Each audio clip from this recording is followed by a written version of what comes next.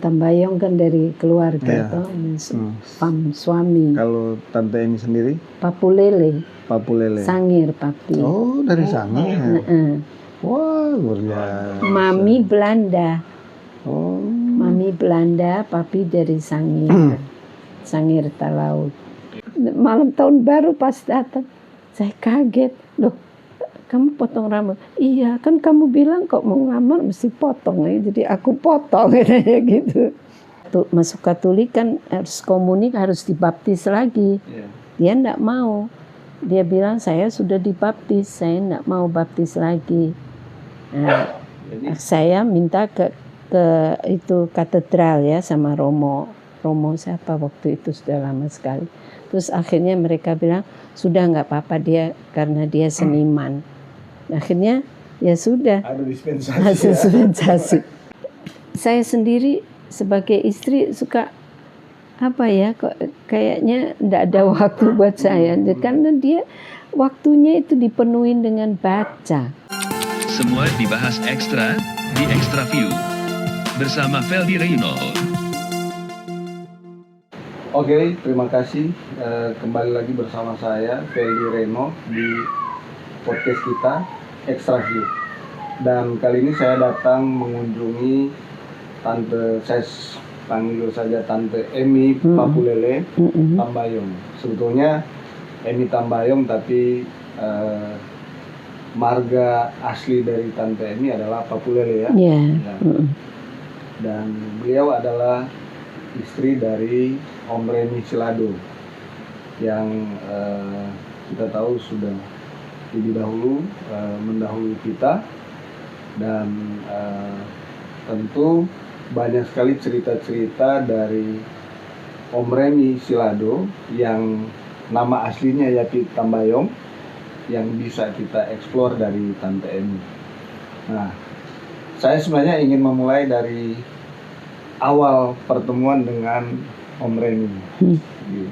Kira-kira bisa cerita enggak bagaimana ceritanya sehingga Om Remy kemudian bertemu dengan Tante Emi? Iyo, jadi waktu itu saya masih SMP ya. Remy berteman dengan kakak ipar saya. Mereka kerja sama-sama di surat kabar yang di Semarang. Apa ya namanya? Saya lupa. Tempo apa Sulumarhen atau apa. Nah, jadi waktu itu. Tahun berapa waktu itu kira-kira? Saya masih SMP. Iya. Jadi 65 ya, 67. Iya. 67 nih. Jadi dia datang waktu itu ke rumah pakai baju putih-putih ya. Aduh. Ciri khas. Waktu itu Mami masih hidup ya. Terus Mami ngomong kan Mami kan Belanda, is erg kranig ya, maksudnya ganteng gitu ya. Jatuh cinta saya, aduh keren banget ya. Terus dia datang beberapa kali terus ngajak nonton. Ya, aku ajak Emi nonton ya, dia minta izin sama kakak ipar saya. Sudah, tapi waktu itu memang ketat sekali kan peraturan film nonton di bioskop itu, kalau yang 17 tahun ya harus 17 tahun ya. Jadi waktu itu saya supaya tampil agak dewasa, saya pinjam sepatu dari kakak. Lucu. Waktu itu umurnya belum ini. Belum. 16 saya kalau nggak salah sih. Itu beda usianya berapa? Sama Remy. 8 tahun kita tuh. Bedanya 8 tahun. Nah, jadi terus di bioskop juga, karena mungkin saya juga jarang nonton gitu ya. Terus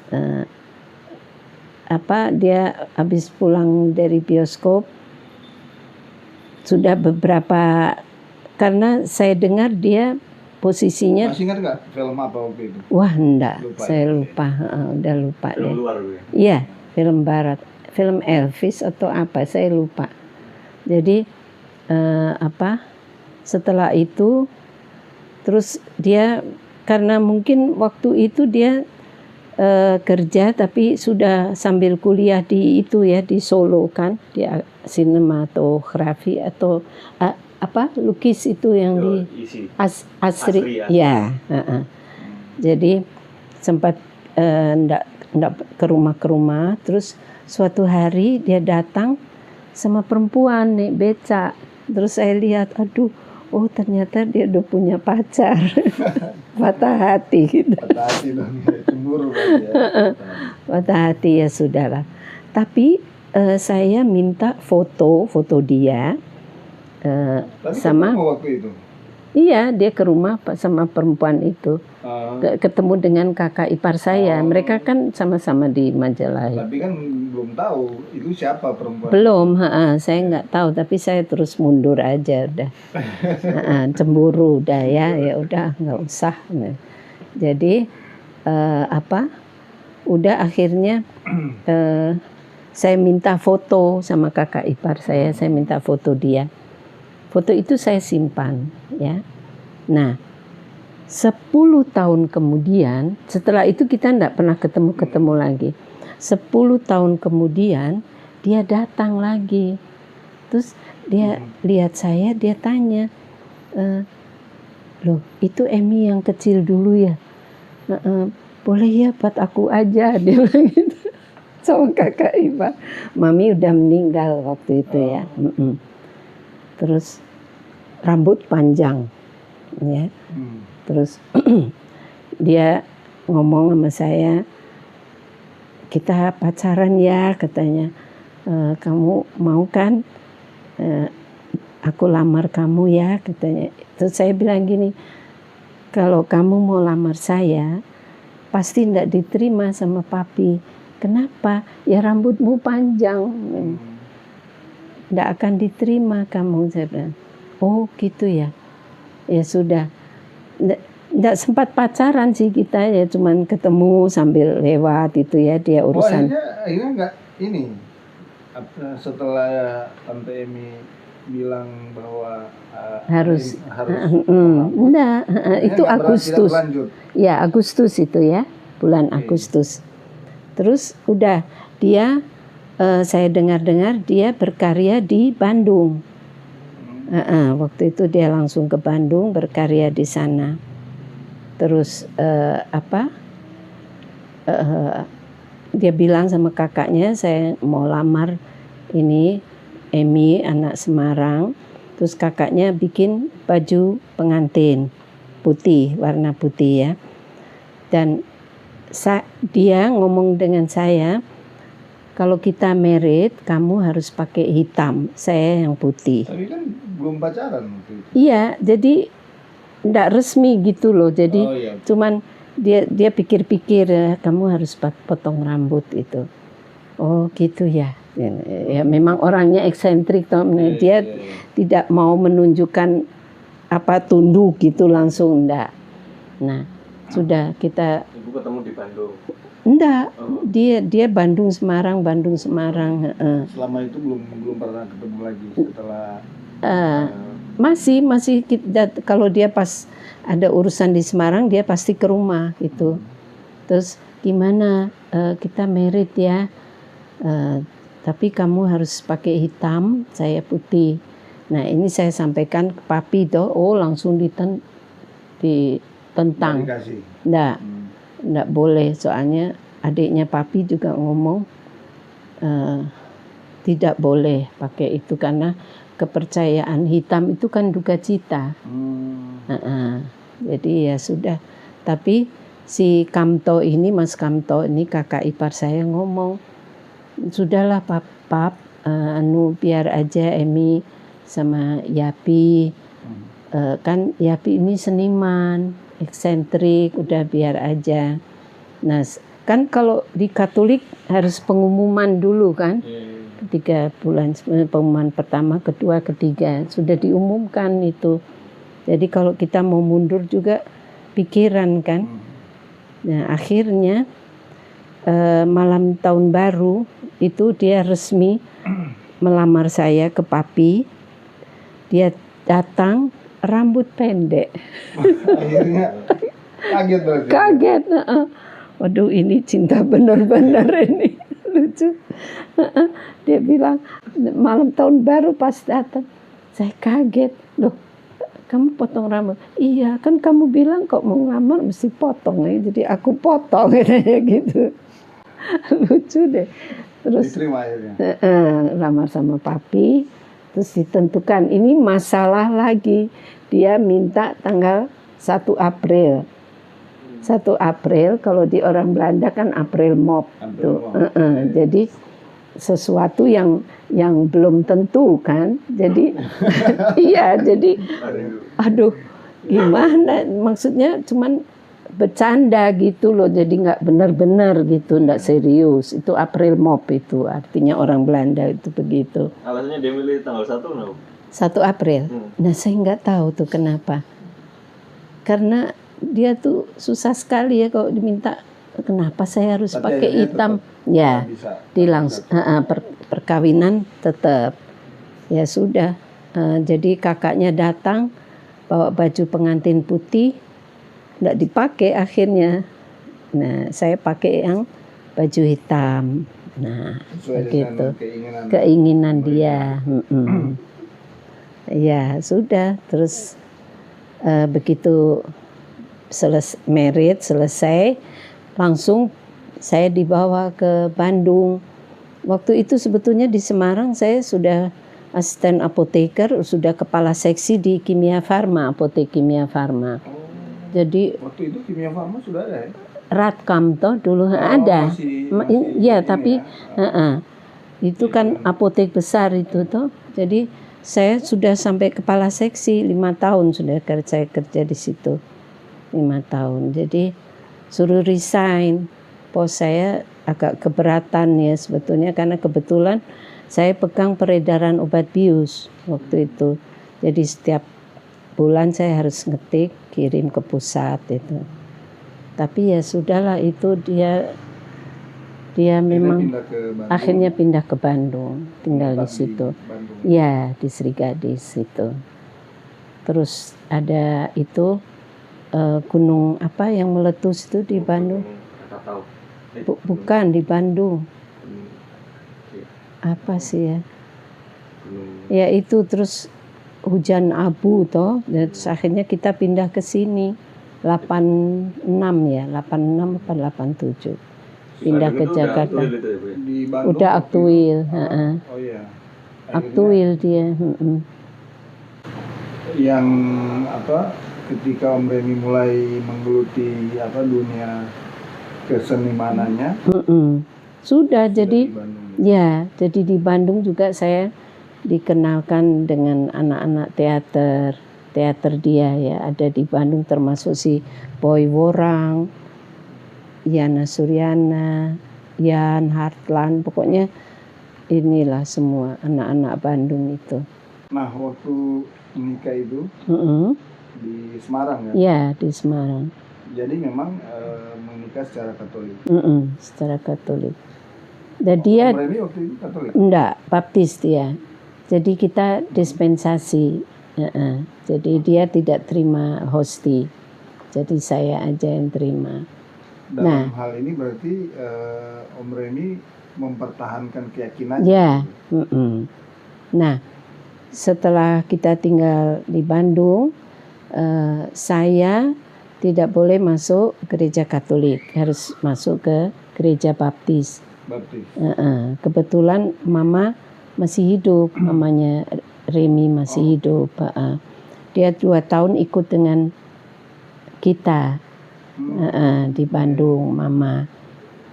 Nah, setelah 2 tahun Mama meninggal, akhirnya saya ngomong sama dia, maaf, saya mau kembali ke gereja saya. Jadi saya kembali ke Katolik. Dan setelah berapa tahun itu ya, 2 tahun juga. Selama itu saya selalu sendiri ke gereja. Saya Kalau lihat ada suami istri di depan, kapan aku bisa bawa suamiku, aku berdoa sama Tuhan. 2 tahun kemudian dia memutuskan aku masuk Katolik. Ikut Katolik. Nah, yang jadi masalah itu kalau masuk Katolik kan harus komunik, harus dibaptis lagi. Iya. Dia enggak mau. Dia bilang saya sudah dibaptis, saya enggak mau baptis lagi. Nah, Jadi saya minta ke itu katedral ya sama Romo siapa waktu itu, sudah lama sekali. Terus akhirnya mereka bilang sudah nggak apa-apa dia karena dia seniman. Akhirnya ya sudah ada dispensasi. hasil dispensasi. Dispensasi terus dia. Akhirnya dia terima komuni sampai akhir hayatnya. Oh justru kemudian malah diterima Iya, terima Katolik. komuni. Dan Iya. mengikuti ritual Secara Katolik. Ya sebenarnya ini agak kita kan mengenal Om Remy itu agak tadi disebutkannya. Iya. Kemudian dalam lirik atau lagu-lagu yang dia ciptakan itu sedikit nyeleneh lah. Iya. Gitu, yang kalau banyak orang menganggap orang ini Beling, ya memang. Orang ini sudah melampaui religiusitas atau keagamaan ya. Justru Om Remy di mata Tante Emi religius atau bagaimana? Enggak ya, kok religius enggak. Jadi saya yang justru berjuang keras untuk terus membimbing dia gitu ya. Kadang-kadang saya ada rasa ini juga ya, putus asa apa saya bisa merubah sifatnya yang memang keras ya, dia orangnya keras kepala. Saya lebih banyak mengalah dalam segala hal. Jadi sering terjadi konflik begitu. Tersering dari awal. Apalagi menyangkut keyakinan itu. Iya, sering. Tapi ya itulah, saya terus bawa doa.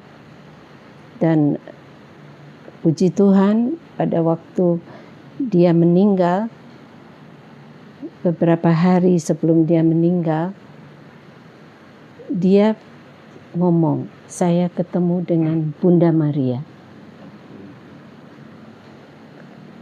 Kenapa? Saya tanya. Ya, dia mengeluarkan semua kuasa-kuasa gelap yang ada di tubuh saya dan dia injak pakai kakinya.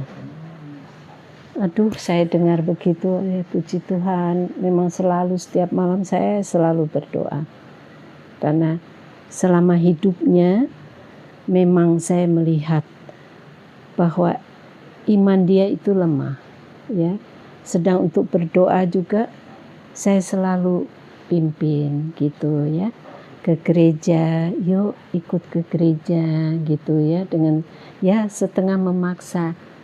Jadi ya setiap rumah tangga itu juga selalu ada godaan-godaan. Setiap kali kita mengalami itu, saya selalu bawa dalam doa. Kapan pertama kali sama-sama ke gereja dengan PTN? 2 tahun setelah mamanya meninggal, saya kembali ke Katolik, dan setelah 2 tahun itu baru dia ikut masuk. Jadi 2 tahun saya berjuang, berdoa tanpa henti. Dan sedihnya sekarang, kalau saya ke gereja, lihat ada pasangan oma-oma, opa-opa, kenapa aku tidak bisa mengalami seperti ini. Saya jadi teringat dulu waktu dia belum ikut saya masuk gereja, saya berdoa supaya Tuhan mau antarkan dia dan kita bisa bersama-sama masuk gereja. Tapi sekarang tidak mungkin, dia sudah diambil Tuhan. Jadi sekarang saya memang harus sendiri berbakti di gereja. Sedihnya di situ. Ya puji Tuhan. Jadi seberapa hari sebelum dia meninggal, ya satu itu saya juga cukup kaget ya kan, kalau di Protestan kan tidak ada Bunda Maria ya, maksudnya ya mereka tidak ini ya, tapi mungkin karena saya selalu ajak dia berdoa selalu, rosario, saat teduh, pokoknya semua selalu setiap pagi. Jadi saya juga ngomong, kamu jangan bosan ya, kalau setiap kali saya kasih kamu makan atau minum, saya berdoa dulu, saya bilang. Enggak. Nah, terus habis ketemu Bunda Maria, dia ngomong lagi, aku ini lagi ada di Danau Galilea, ketemu sama Petrus. Nah, Itu di saat-saat sakit. iya, itu sebelum, ya, yang rumah sakit itu ya. enggak di sini di Oh, rumah. sudah di rumah. Sudah, meninggalnya di rumah Iya, kan. pas, ya. Terus aku lagi di Danau Galilea, ini ketemu sama Petrus. Terus aku disuruh tidur di salib bekas Tuhan Yesus. Dia bilang begitu. Waduh, saya juga kaget ya dengar gitu. Waduh. Tapi ya itulah. Dan setiap kali saya masuk, dia salaman dulu ya. Kenapa? Emang kamu mau pergi kemana? Enggak, terima kasih kamu sudah mau rawat saya. Dia gitu. Ya itulah saat-saat terakhir. Saya senang jadi pada waktu dia meninggal, saya lihat tubuhnya memang udah ringan ya, udah bersih, dan wajahnya juga tidak ada siksaan, penderitaan, enggak. Bahkan senyum. Semua orang bilang waktu lihat jenazahnya senyum, itu mukanya enggak tersiksa. Ya cukup lama sih, saya 2 tahun saya ini merawat dia. Yang bikin saya Sejak sakit dari Bogor itu 2 tahun ya. 2 tahun. Sampai Iya. akhirnya meninggal. Nah, kan saya bawa dia ke sini Oktober tanggal 10 saya bawa dia ke sini. 2020. Saya bawa ke sini. Ya cukup lama sih dia bolak-balik keluar masuk rumah sakit, aduh. Lama. Sebelum itu Om Reni sempat keluar dari rumah ya. Iya. Artinya ada hal-hal yang mungkin dalam perjalanan Tante Emi dan Om Reni memang ada lika-likunya, Iya. dinamikanya lah. Bisa cerita enggak? Ini sebetulnya aib ya. Tapi ya bagaimana ya, memang ini yang saya alami ya. Jadi dan saya rasa setiap rumah tangga juga pasti mengalami. Tapi ya kebetulan saya mengalami ini 5 kali dikhianati. Dan yang terakhir adalah 8 tahun saya ditinggal di Bogor dia, dan saya di sini. Yang selama 8 tahun itu ya? Iya, iya. Artinya mungkin ya banyak orang kan mengenal Om Reni dari ya kita melihat baik sebagai seorang seniman, sebagai seorang intelektual, budayawan, dan juga mungkin aktor. Mungkin kita bisa mengatakan bahwa ya seorang Reni Silado dengan dengan semua yang dia miliki itu kadang-kadang orang bisa mengatakan ya wajar lah, katakanlah seperti itu. Nah, di awal-awal apakah tidak terpikir misalnya Tante Emi waktu itu resikonya kawin dengan seorang Reni Silado adalah ya ke depan akan ada hal-hal seperti itu. Iya memang sih ya. Tapi ya mau dibilang apa ya, cinta mengalahkan segalanya. Dan satu hal lagi, kita kawin secara Katolik. Dan di Katolik kita tidak boleh bercerai. Jadi hanya maut yang memisahkan. Itu yang harus saya pegang. Jadi ketika itu walaupun sudah sakit hati, ya apa yang mana yang lebih kuat yang Tante Emi pikirkan, cinta atau karena secara Agama. Ya dua-duanya ya. Ya. Ya itu saya tetap harus mempertahankan perkawinan saya. Itu sebetulnya kesalahan kita.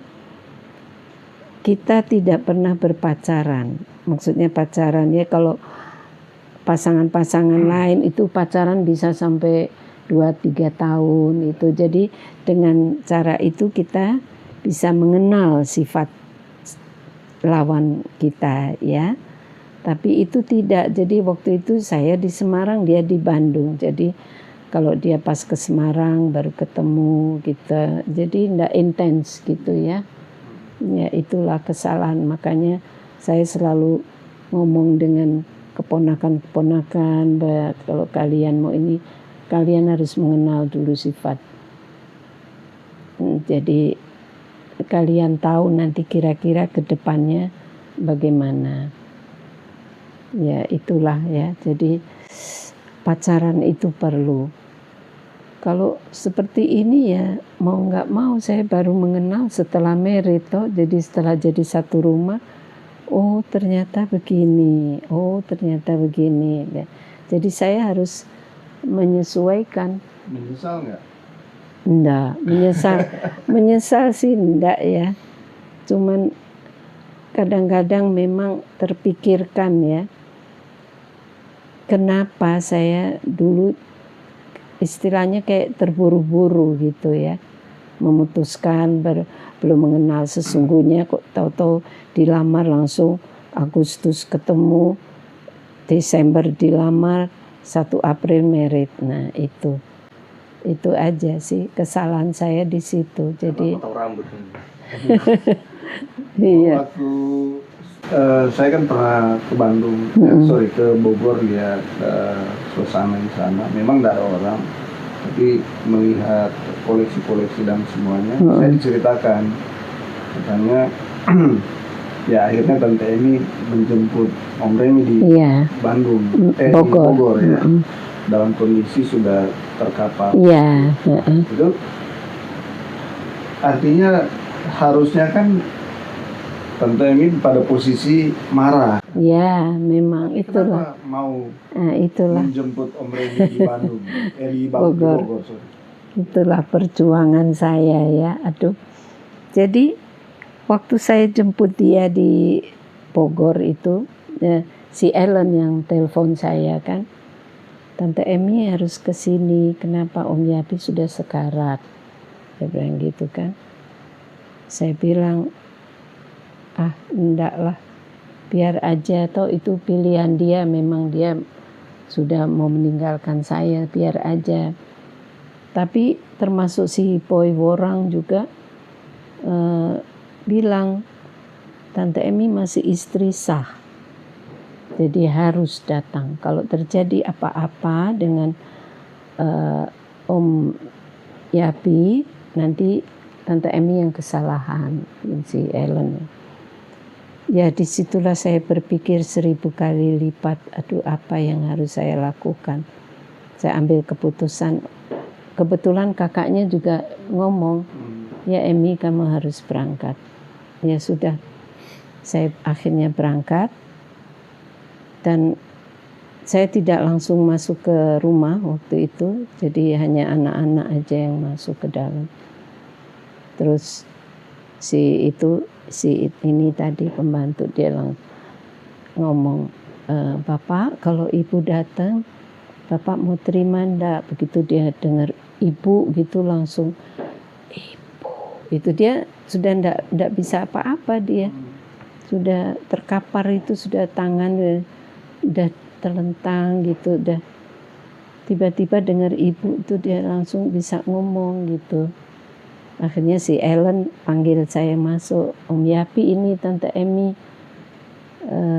datang gitu ya. Kaget ya, begitu lihat saya tangannya langsung begini. Terus saya belum mendekat ya, saya masih lihat gitu dari jauh. Tiba-tiba di wajahnya itu saya lihat Tuhan Yesus pakai mahkota duri, dan dia memandang saya dengan penuh belas kasihan. Saya kaget. Oh ya sudah, berarti memang saya harus mengampuni dia. Langsung dia peluk saya, udah dibawa ke IGD langsung. Ya karena waktu itu COVID, semua rumah sakit penuh, ditolak. Jadi waktu dari ambulans itu ke IGD di Bogor, disitulah saya menangis. Karena sepanjang perjalanan dia merintih, kesakitan dan muntah-muntah terus. Dan saya harus membersihkan itu, saya menangis. Kenapa Tuhan siksa saya seperti ini? Bertahun-tahun saya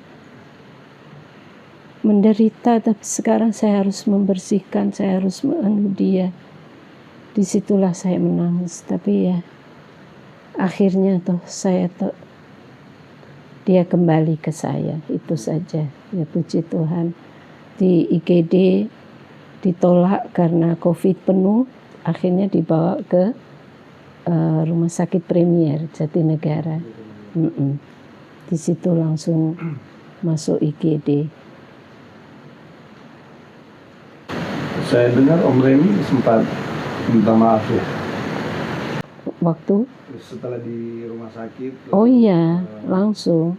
Jadi waktu dia peluk saya di rumah tuh, maaf ya maafin aku ya, gitu. Jadi ya sudah, saya maafkan dia, udah. Bagaimanapun juga ya mungkin kita memang ditakdirkan untuk tetap bersama ya. Jadi rumah sakit juga keluar masuk ada di berapa kali ya. Terakhir di Tarakan, terus di Durensawit. Saya terus yang mengantar dia. Apalagi waktu itu di masa COVID memang agak susah. Iya. Dan Ellen mau ketemu kan nggak bisa masuk karena nggak boleh. Karena waktu itu memang masih ketat sekali COVID. Ketat, kan? Iya memang. Jadi selama itu yang kita tahu Tante ini mendampingi terus. Iya, 24 jam. Nggak boleh. Iya. Memang saya terus yang mendampingi dia. Dan dia memang tidak mau lepas ya. Jadi kadang-kadang dia kan sifatnya keras ya, tuh suka teriak-teriak, suka minta ampun deh kalau ingat. Selama sakit dia cerita apa gitu, pesan apa? Selama sakit? Iya. Waktu ibu nungguin itu. Oh, enggak apa-apa sih ya. Ya pokoknya dia kayaknya terlepas dari sesuatu gitu ya. Saya juga nggak tahu kenapa dia tidak mau saya tinggalkan sedetik pun. Nggak mau dia. Kalau kamu tinggalin aku lebih baik mati. Dia bilang begitu. Dalam kondisi sakit masih terpikir bikin novel kalau nggak salah. Iya. Ya itu dia kasihan. Dia punya cerita novel. Jadi waktu Gramedia datang besuk ke sini juga dia bilang saya ada novel, cuman bagus. Ini sebetulnya cerita sungguh, cerita nyata, di kisah nyata di Semarang. Dan kebetulan karena saya memang di Semarang juga tahu yang namanya Brouwer ini. Jadi orang Belanda gila itu yang istrinya diperkosa Jepang. Iya, jadi dulu kita masih kecil-kecil, dia jalan kemana-mana jalan kaki, asal lewat rumah gitu dia gitu sambil jalan. Kita masih kecil-kecil sembunyi terus di belakang mami. Kalau kamu nakal nanti dibawa ya sama prower, mami selalu ngomong gitu. Jadi kalau dia sudah lewat gitu, anak-anak semua sembunyi semua, ketakutan. Dan itu sama, jadi si prower itu juga selalu lewat sekolah dia masih sekolah waktu itu kan, lewat sekolah dia gitu. Terus dia cerita nih di kantor Ken Pete ini, dia ditangkap, si istrinya diperkosa, dia suruh melihat, akhirnya dia jadi gila. Terus saya nanya, nah terus si Brower bagaimana? Akhirnya ya dia mati ketabrak becak katanya. Tapi perjalanan ininya dia nggak cerita bagaimana, susah. Jadi masih misteri ya. Iya. Belum diceritakan secara utuh. Iya, ada selama dia sakit itu ingatannya ya, itu memang saya akui dia jenius ya. Semua masa kecil dia di Makassar, dia kan lahir di sana toh. Itu dia cerita sampai tahun-tahunnya, nama semua saya bikin catatan kecil, saya catat semuanya. Bagaimana dia suka dipukul sama kakaknya karena dia nakal itu, jadi suka dikunci di kamar mandi. Itu semua saya catat semua dari ingatannya dia tuh. Semua kisah-kisah yang pernah Om Remy masa kecil yang yang mungkin bisa menjadi inspirasi, barangkali juga sudah diceritakan ke Tante. Iya, jadi dia bilang bagaimana ayahnya disiksa sama Jepang gitu. Ayahnya di ini makam pahlawan juga kan, di kuburnya. Di Makassar. Iya, di Makassar. Tapi saya sendiri juga belum pernah ketemu, hanya ketemu dengan mamanya kan. Itu yang diceritakan waktu sakit ada baju coklat itu ya. Oh, halusinasi. Nah itu selama dia sakit itu selalu ada laki-laki yang datang. Nah laki-laki ini ya itu setelah saya cerita dengan kakaknya, dia bilang barangkali itu papa. Tapi orang tua itu enggak pernah ngomong apa-apa, dia cuma ngeliatin aja. Dan anak kecil, saya nggak tahu siapa tuh anak kecil, tapi menurut si pendeta siapa tuh dari Yakoma, waktu itu mereka datang ke sini, kalau di orang Batak itu kalau sudah halusinasi ada anak kecil berarti memang dia sudah harus kembali. Jadi itu yang enggak kuat. Jadi setiap kali dia bilang itu siapa sih itu laki-laki, selalu di situ ngeliatin aja, dia enggak pernah ngomong. Terus itu anak kecil, kamu pangku dong ajak ngomong. Saya bilang sorry ya, aku enggak lihat siapa-siapa. Oh marah dia. Jadi kamu sudah anggap saya gila ya. Waduh, udah yang enggak kuat selama dia sakit tuh maki-makinya. Aduh, ini satu rumah nih sampai sudah hafal semua. Keras sekali ya, sifatnya memang. Ya, memang karakternya dia. Nah, justru yang berangkat dari karakter itu, kira-kira apa yang Tante Emi lihat selama Om Remy berkarya? Karena kita tahu kan mungkin Tante Emi atau Om Remy sudah menghitung berapa banyak buku yang ditulis, ada berapa puluh. Waduh, enggak tahu, saya enggak pernah menghitung. Udah banyak sekali sih memang karya-karya dia. Dan biasanya kita selalu diskusi ya kalau dia mau bikin cerita gitu kan. Kadang-kadang ini gini-gini, jangan gitu, kasihan, gini aja dong ini. Tapi ya apalagi kalau ini ya misalnya seperti dia bikin artikel untuk majalah atau apa, dan ada bahasa Belanda atau terjemahin. Nah itu ensiklopedi musik tuh. Justru Tante Emi yang terjemahkan. Oke. Semua M terjemahin, semua kalau dia lagi ngetik ada bahasa Inggris M terjemahin itu.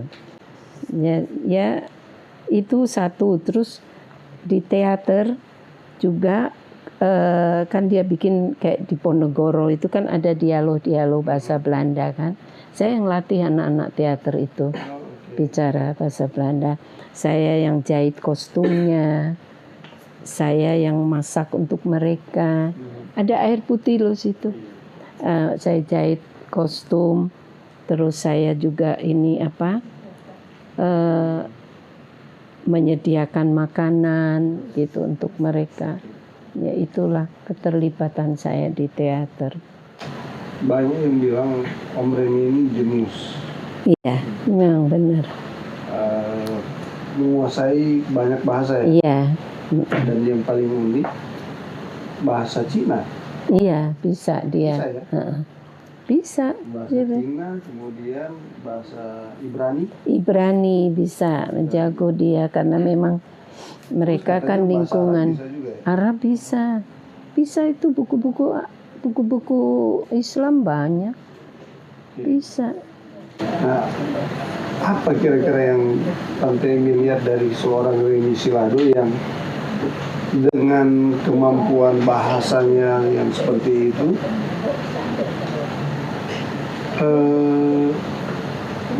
ya kira-kira karakter apa yang membuat sehingga Om Remi bisa begitu? Dia latar belakang ya ternyata. Jadi setelah saya ngobrol dengan kakaknya itu Susieni, ya dia bercerita banyak bahwa papa mereka juga orang jenius. Jadi memang keturunan dari itu ya mereka ya. Saya ada banyak cerita ya, cuman saya belum sempat bikin ini. Saya rencana mau, karena saya lagi dalam suasana begini ya, dan saya sendiri juga. Jadi makanya saya terus mendekati dia. Saya pengen gali lebih dalam apa saja, dari mana sebetulnya kepandaian, kecerdasan yang dia miliki itu. Tapi sepintas selalu Susieni sempat ngomong bahwa dulu papa juga begitu. Jadi waktu zaman itu Belanda itu dia termasuk orang yang disegani karena menguasai juga beberapa bahasa. Saya langsung berarti memang udah keturunan. Saya memang berencana nanti mau gali semua ya. Siapa tahu saya bisa bikin cerita latar belakang dia, masa kecil dia. Bahkan yang cukup menarik, Om Remi kan besar di Makassar, kemudian bersekolah di Semarang, dan banyak di Pulau Jawa lah. Tapi yang unik dan menarik, Om Remi itu juga fasih berbahasa Tontemboan. Bahasa tempat asal dia. Salah satu etnis besar di sana. Tontemboan. Dan saya kagum pertama kali mendengar Om Remi dalam satu seminar, dia mengungkapkan tensis dalam bahasa Tontemboan. Ada salah satu tensis yang menjelaskan tentang itu misalnya. Nah, yang justru mungkin banyak orang bertanya-tanya adalah seberapa besar waktu yang dia luangkan untuk misalnya dia belajar bahasa Arab. Kan butuh waktu yang lama. Yang belajar bahasa Ibrani. Apalagi waktu itu belum ada YouTube, belum ada dia tuh nggak ada waktu santai gitu, nggak ada. Jadi kadang-kadang saya sendiri sebagai istri suka kok kayaknya nggak ada waktu buat saya, karena dia waktunya itu dipenuhi dengan baca semua buku. Bahkan waktu kita ke Belanda tuh undangan itu film Capokan itu, semua museum dia kunjungi. apa saja pokoknya museum langsung. Jadi memang kegemarannya begitu. Jadi waktu istirahatnya itu juga cuman sebentar, asal dia ngetik capek dah dia tidur sebentar, bangun ngetik lagi, baca. Itu kerjaan dia sehari-hari begitu. Jadi dia tuh paling nggak bisa tanpa buku. Buku itu adalah segalanya. Makanya kalau ada orang Coki, ada orang mau pinjam buku itu selalu dengan syarat berapa lama harus kembali. Nah, itu sangat ini. Makanya kan dia juga bilang karya-karya dia termasuk buku-buku dia, tolong jangan itu jangan disia-siakan, pokoknya harus bisa dinikmati banyak orang katanya. Ya, tentu membicarakan Om Remy ini nah kan habis-habisnya. Iya. Sisi kehidupan pribadinya juga sebuah drama. Iya, sudah betul. novel, jadi Iya, betul. sudah seperti fiksi. Kemudian dari sisi kesusastraan, dari sisi kebudayaan secara umum, dia juga seorang, kita bisa sebutkan filsuf, sejarawan, dan semua predikat bisa kita cantumkan pada sosok Om Remy Silado. Tapi sekali lagi yang paling tahu Om Remy adalah Tante Emi.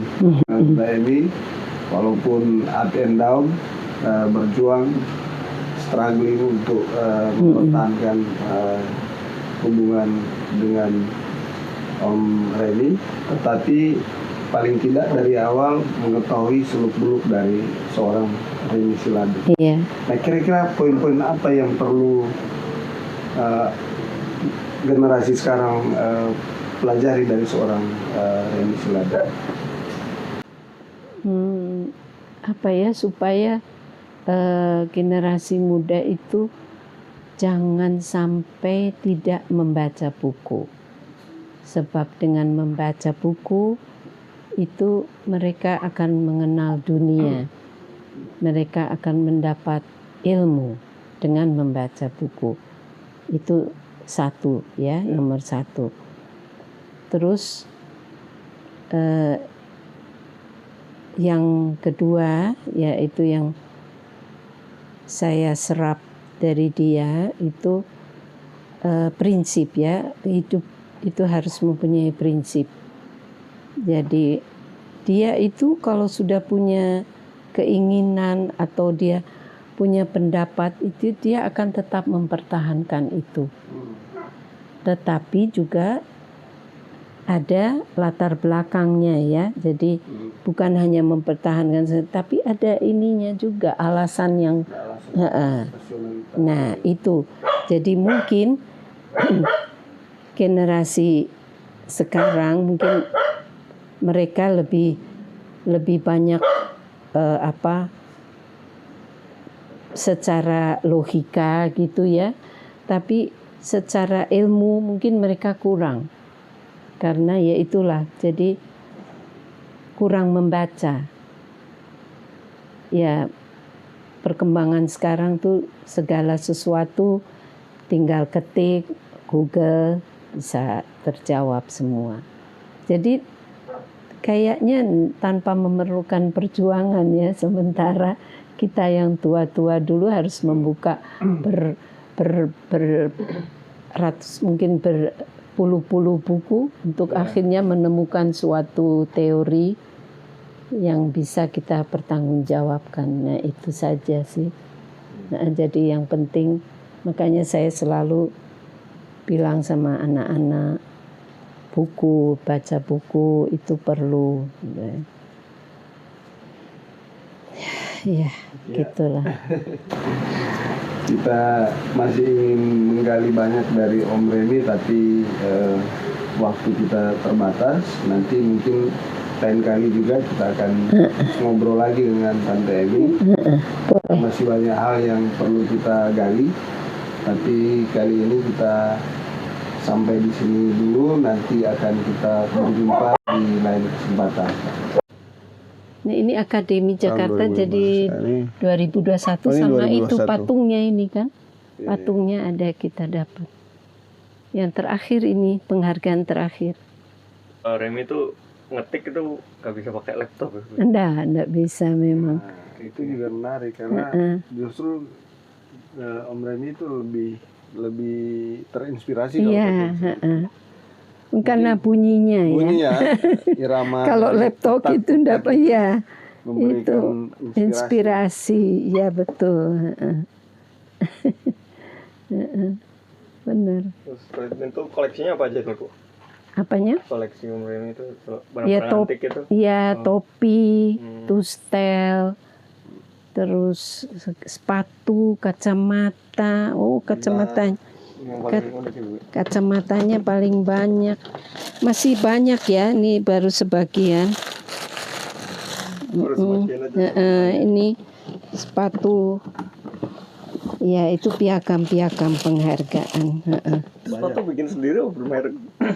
Enggak, Itu beli kulit, dari ukir. Ya, antik.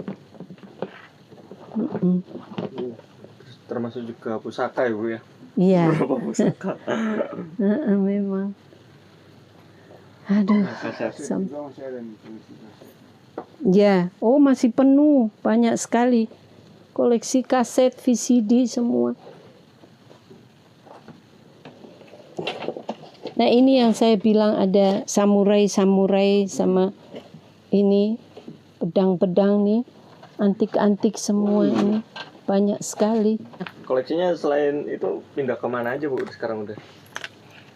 Ya, saya enggak ini kalau di museum ya, museum Pak Fadlison. Ada dan di ini PDS HB Yasin ya. Mereka baru 2 tempat itu yang resmi ya. Ya, saya memang terus terang saya tidak sanggup merawat koleksi dia yang begini banyak ya. Jadi saya mungkin akan istilahnya menitipkan ya kepada museum-museum. Dengan cara itu barangkali generasi-generasi yang akan datang itu akan tetap mengenal siapa seorang Remi Silado itu. Dengan melihat koleksi barang-barangnya, juga dengan membaca buku-bukunya gitu. Itu yang saya harapkan. Jadi agar supaya aman ya disimpan di misalnya museum atau galeri atau apa. Terus Ini jelasin. Ibu jelasin. baru pertama kali melukis. Ini jelasin Bu. Lewat video. Jadi Jadi belum tahu dia punya kombinasinya. Baru pertama Ini ini. pertama kali ya. Pertama dia belajar. Maksudnya apa dia mulai melukis ini pertama ini. kira-kira tahun berapa itu Bu? Wah, masih sekolah, masih kuliah dia kok. Berarti tahun Wah, tahunnya kita nggak tahu. 70-an mungkin Bu ya. Ya, 70-an. 70-an. Ini yang sangat itu. Waktu itu ada yang mau beli, tapi kita nggak tahu mau pasang harga berapa. Soalnya dia Juga punya bukan ini. kanvas itu Bu ya? Kanvas. Kanvas. Oh, Kanvas.